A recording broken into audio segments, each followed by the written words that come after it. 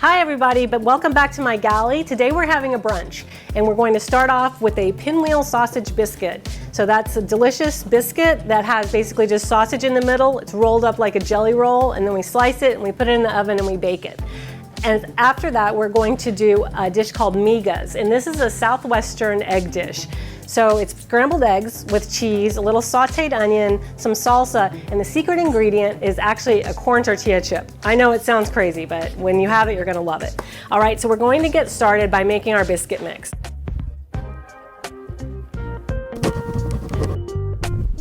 Experience the wonder of a holiday at sea in the Virgin Islands or New England on your very own private yacht. You'll experience a fantasy-filled week of white sand beaches, amazing sunsets, gourmet meals, and the best time you can possibly imagine. Make memories with your friends and family that you will never forget.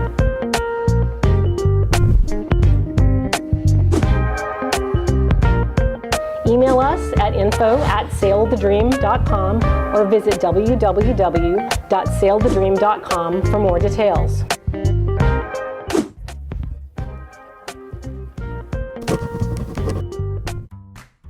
Have you ever said, "I'll take that dream vacation someday"?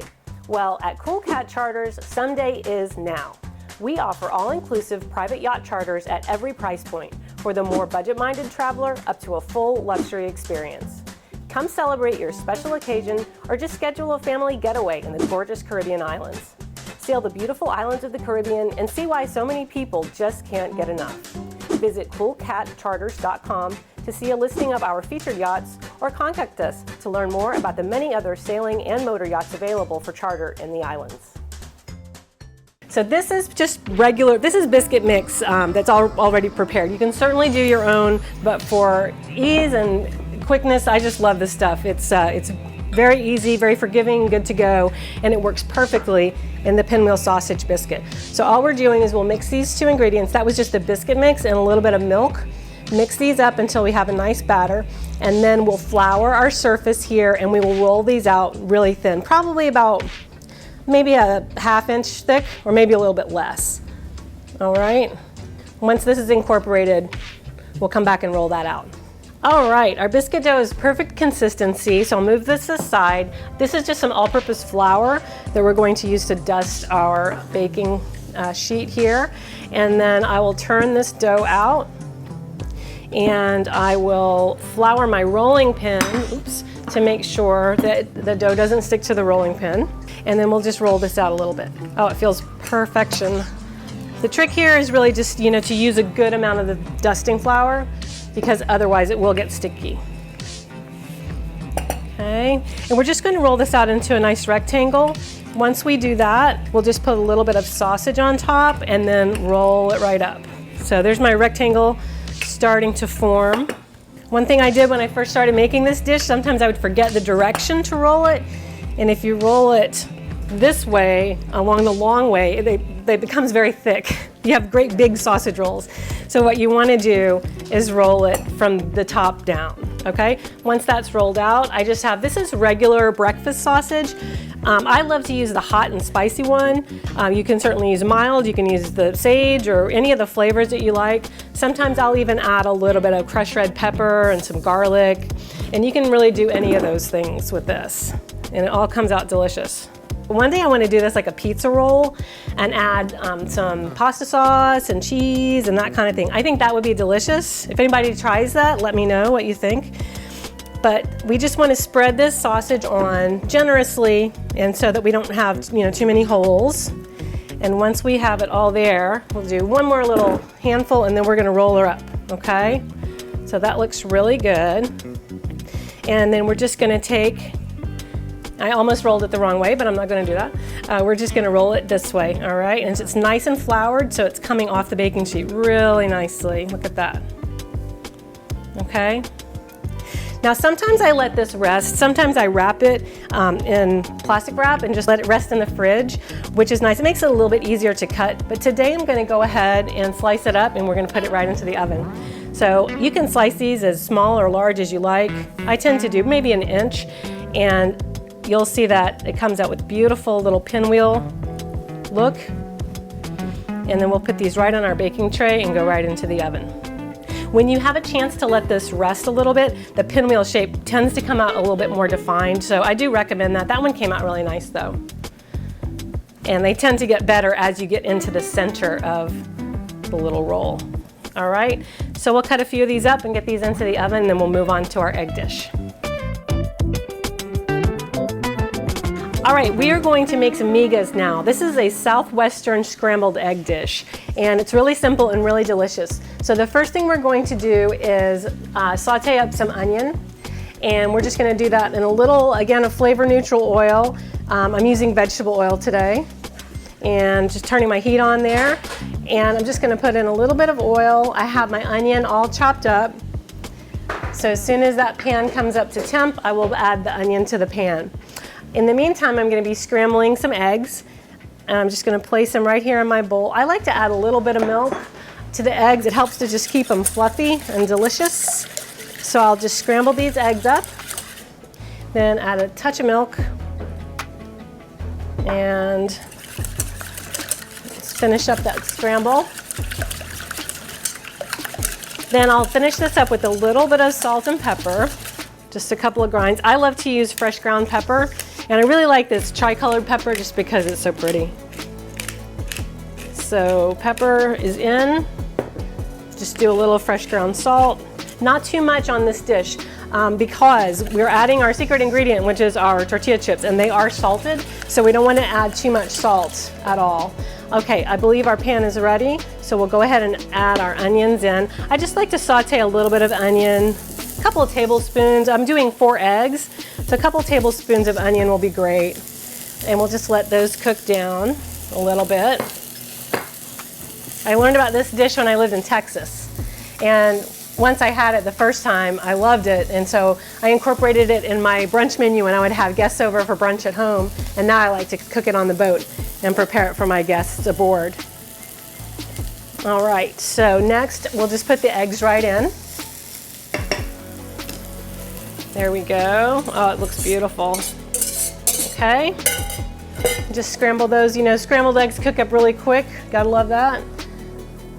And so this is a really nice and easy breakfast to cook on the boat when the guests are hungry and ready for something to eat. Now, before these eggs cook too much, I like to put my chips in so that they'll kind of meld in with the eggs. So just crunch them up.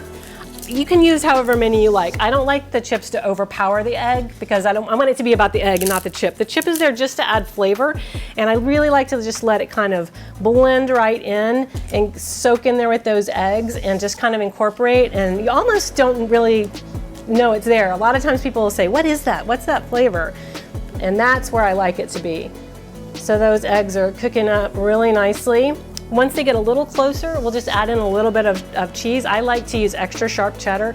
You can certainly use a Monterey Jack or any kind of cheese that you like. That extra sharp cheddar is my favorite. And it's just about time to add that. And then once we do that, we'll just add in a little bit of salsa. All right, so it's just about time to add the cheese. So let's get that going. And here we go. We can never have too much cheese, right? Oh, that looks good. No, I'm kind of kidding. We don't want to add way too much, but just a little cheese to complement things. You can always finish it with a little bit of cheese if you like. Oh, that looks perfect. All right, and then the next item is the salsa. It's just going to finish that up. All right, we'll give it a stir. And then as soon as our Pinwheel sausage biscuits are ready, we'll be ready to plate.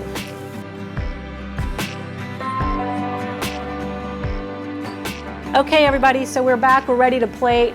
Our Pinwheel sausage biscuits are out of the oven. I'm just going to take some cilantro and just do a really quick kind of a rough chop on it just to give us both a garnish and color, but it also really goes well with the flavor profile.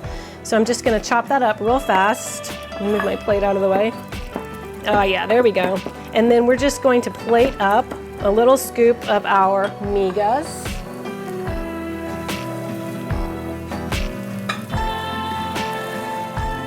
All right, and then we'll follow that up with a couple of these beautiful Pinwheel sausage biscuits. And then just a hit of that cilantro. There we have it. All right, that's Migas with Pinwheel Sausage Biscuits. Delicious brunch. You can have it with a mimosa if you like, or Bloody Mary, or whatever suits your taste. Okay, to round out our beautiful brunch, we're going to have a French toast dish that I call unstuffed French toast, and I'll explain why as we get into it. So we'll begin by scrambling our eggs and then adding a little bit of milk to that. One thing I've noticed along the years I've been cooking this dish is that you can never have too much goop. That's what I call it, goop. So because the bread just soaks it up, and I never seem to have the juice left over. So if you have a question, err on the side of more liquid, okay? But this should do just fine for us. So that was about 4 eggs and half a cup of milk. We're going to come in with 2 tablespoons of granulated sugar, and then a 1/4 teaspoon of nutmeg and a 1/2 teaspoon of cinnamon. Now, cinnamon is one of those ingredients, actually along with the next ingredient, vanilla. This is a teaspoon of vanilla. That when I cook, I tend to accidentally spill these, except it's not really an accident. So I almost always use just a touch extra on those 2, just because I really like them a lot. So that's just one of my little quirks that I have. All right, so that's our goop for our French bread. Is I just pour the liquid into a sheet pan, and then I just put the pieces of bread right on top. And it really helps to incorporate everything that way, and it just gets all nice and soaked up. So we'll just slide them right in here. And my sheet pans are a little bit smaller, so this is a pretty big one, but that's okay. I can probably keep everything concentrated down on this end. All right, so we'll just let these soak for a minute. Flip them over. They're already getting nice and incorporated, so that's great. And while they're soaking, we're going to move on and do my stuffing for my unstuffed French toast. And that is a little bit of cream cheese, cinnamon, sugar, and some walnuts. So I'm just gonna grab a mixing bowl here. And I have some cream cheese that's softened. I'll put that in. A little bit of cinnamon. This is one, you can use as much cinnamon sugar as you like. You can buy the pre-made cinnamon sugar, but I'm just going to mix in probably about 1/2 teaspoon of cinnamon and maybe a teaspoon of sugar. And we'll just incorporate all of that together with this fork. The fork is a really good tool to kind of just get everything mixed in together. All right, so we'll just mix this in together. Once this is incorporated, we'll add in the walnuts. And then after we cook our French toast, we'll just put one of these little, I call it a quenelle. It's just a little dollop basically of the cinnamon sugar right on top. So my cinnamon sugar are incorporated. I'm just going to add a few walnuts. And again, the nuts are completely optional. I just like that crunch that it adds, okay? So that looks great. Let me flip my bread over again, and this will be ready to go on the fire. By the time I heat my pan, this will be absolutely ready to cook. Okay, we're ready to fire our French toast. The bread has been soaking. Again, this is a beautiful brioche bread. I'm just going to take a little bit of butter and put it in the pan. The pan is preheated. There's a little bit of butter there. That's perfect. It looks like a perfect temperature. We don't want the pan too hot because we don't want this butter to brown, and we don't want those milk solids to get burned. We're good there. And then we'll just take our little toast, bring this right over, and put it in. Excellent. Probably do 2 at a time in this pan. Again, we don't want to overcrowd the pan because we want that nice caramelization to happen. Okay. So while that's cooking, I'd just like to talk a little bit about the maple syrup that we'll be using today. This is Cabin Maple Syrup. It's another one of our sponsors, so we really appreciate their sponsorship on the show. Delicious maple syrup. I use it on everything that I do that has maple syrup in it, which is a lot. I do a maple glazed salmon that's delicious. We use this maple syrup all the time, and everybody loves it.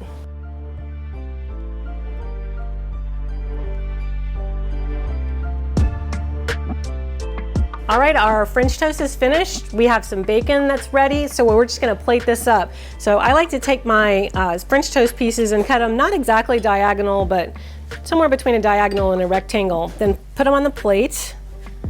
And this is where our stuffing comes in. So I have my cream cheese stuffing right here. And again, I just like to put this right on top. And that way, if someone wants a little bite of the cream cheese, they can have it. If they don't have to worry about it. It's totally up to them. But that's it, beautiful. And it just adds a little bit of a savory hit, which I really like. Then we'll just provide some bacon for our guests so they can have, who doesn't love bacon, right? And then we're serving this right alongside our cabin maple syrup. So that's going to be absolutely delicious. I do like to garnish the dish with just a little bit of powdered sugar on top, just to make it look real pretty. And there we have it. Unstuffed French toast with a side of bacon and our cabin maple syrup. Thank you so much for joining me in the galley today. We had our beautiful migas with our Pinwheel Sausage Biscuits, and now we have our French toast that's unstuffed with a side of bacon and our cabin maple syrup. It was such a pleasure to cook for you today. Please search for me on the internet under Yacht Chef Sandy, and I'm also on Facebook at Yacht Chef Sandy and at sailthedream.com.